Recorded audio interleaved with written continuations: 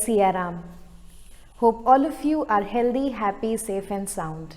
I, Vibhoo Bajpai, welcome all our viewers to the 5th episode of Raghunath, a program where we discuss about the events of Ramayana, interpret the underlying lessons for us, and watch some amazing performances based on the narrative.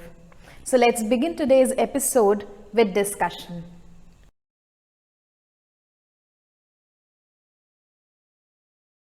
Today we are going to talk about a topic that is rarely discussed in the context of Ramayana, that is education.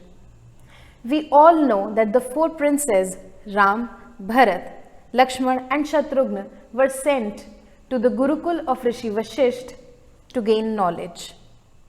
Our ancestors have divided our lives into 4 ashrams or settings: Brahmacharya, Grihasth, Vanaprasth and Sannyas.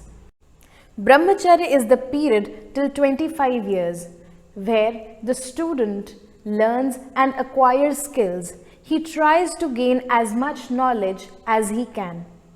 Grihasth period is from 25 years to 50 years where the individual gets married and has a family.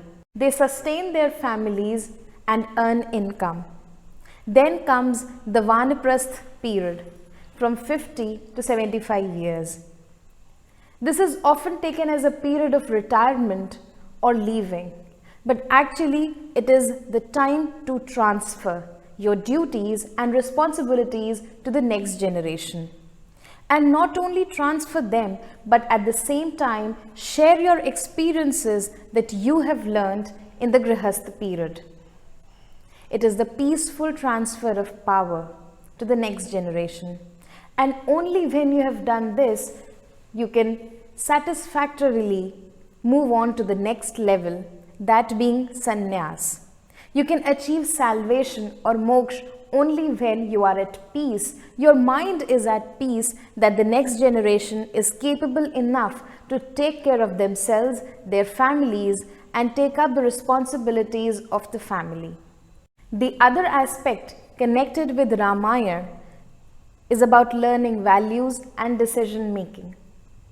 The decision making process is the true test of our wisdom. People are literate, educated, or wise, either of 3, or can be all of them. Now, literate, as the word speaks for itself, is a person who can read, write, and communicate in one particular language.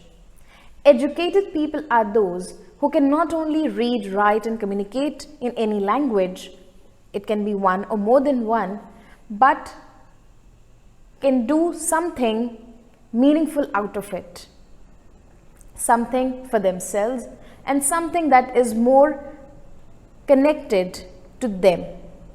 They can do something creative out of their knowledge. Now, who are the people who are wise? Wise people are those who can not only communicate themselves and do something that is creative, but at the same time influence other people's lives. Their words, their writing can make a difference. And at the point when you can make difference, you are a wise person. It doesn't matter whether you're educated or not, whether you're literate or not. You are wise if you can make an optimistic change in other people's lives. Let me explain this to you with an example. This is a pen. If I pick this pen up, I'm a literate person. If I pick this pen up and write something from it, I'm an educated person.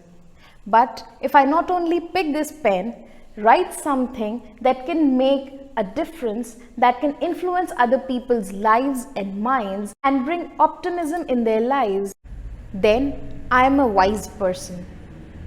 Now, in the context of Ramayana, another thing that picks my mind is the difference between the teachings of Rishi Vashisht and Rishi Vishwamitra. Later on, when Ram and Lakshman go into the forest with Rishi Vishwamitra, they are taken aback because the circumstances they face there ask them to do something that they haven't learned before. When they were in the ashram or gurukul of Rishi Vashisht, they were taught not to attack a woman. But here in the forest, Ram and Lakshman are asked to attack Tadaka and save the lives of the rishis and the sages who were living in the forest. Now here comes a great dilemma. One thing that you have been taught and the other thing that asks you to do adversely. We've all faced such dilemma in our lives on multiple occasions. Our theoretical knowledge and our practical knowledge. What Rishi Vashisht taught them is the theoretical knowledge, which can lay foundation for our principles, our values, our faiths and beliefs. But what Rishi Vishwamitra taught Ram and Lakshman teaches them flexibility, appropriateness, and how to act according to the situation or the circumstance. Now Ram kills Tadaka in the forest, which according to theoretical knowledge may not be appropriate. But looking at the circumstances, it was essential to do so. It was important to do so, or else the lives of innocent rishis and sages living in the forest was at risk. So in order to save lives, in order to avoid a life-threatening situation, Ram had to do something that was opposed to what he was taught by Rishi Vishwamitra. Later on, in the case of Ahilya, he gives hope. A hope that not every mistake leads to punishment. There is a scope, there is some ease for people that if they make mistake, they can be relieved too. Now there has to be a balance between hope and ruthlessness, something that a king or a decision maker should understand and follow appropriately. Too much of ruthlessness or too much of punishment leads to fear, whereas too much of hope can lead to carelessness in people and they may not follow law and order. So it is essential for the decision makers or the people in authorities to realize and create a balance between punishment and hope. And this is a very, very important lesson for all of us, because somewhere in our lives, whether in our professions or in our personal lives, we have to create this balance for ourselves and for our people. The dilemma between theoretical knowledge and practical knowledge persists every time.